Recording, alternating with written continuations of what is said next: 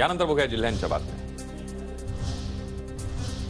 राज्यातल्या 8 विभागांमध्ये गेल्या वर्षीच्या तुलनेमध्ये साखरेच्या उत्पादनामध्ये घट, ऊसाच्या नव्या लागवडीमध्ये 65% घट।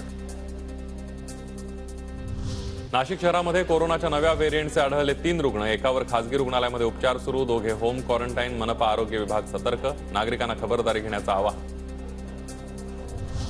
मुंबई आणि गोव्याकडे जाणाऱ्या ट्रेन 1 ते 2.5 तास उशिरानं 31 डिसेंबर निमित्त सोडलेल्या स्पेशल गाड्यांमुळे कोकण रेल्वेचं वेळापत्रक कोलमडलं। निर्यात बंदी रद्द होईपर्यंत बाजार समित्यांमध्ये कांदा आणणार नाही, शेतकऱ्यांची आक्रमक भूमिका। 8 जानेवारीपासून संपाचीही तयारी। निर्यात बंदीपूर्वी सरासरी 4,000चा भाव असलेला कांदा आता 1,000च्या खाली, 900 रुपये क्विंटल आजचा भाव। सर्वाधिक कमी भाव कांदा उत्पादकांचा खर्चही निघेना। इर्शाळवाडी दुर्घटनाग्रस्तांना नवीन वर्षाची भेट, 3 गुंठे जमिनीवर मिळणार घर।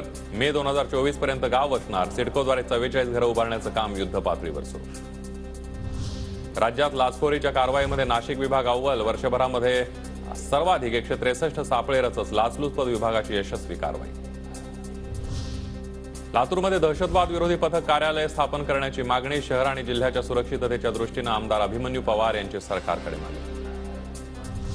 छत्रपती संभाजीनगरमध्ये पेट्रोल पंपांवर वाहनांच्या मोठ्या रांगा, पेट्रोल भरण्यासाठी लोकांची गर्दी। पेट्रोल टँकर चालकांच्या संपामुळे उद्या पेट्रोल बंद राहण्याच्या शंकेमुळे गर्दी करण्यात आली।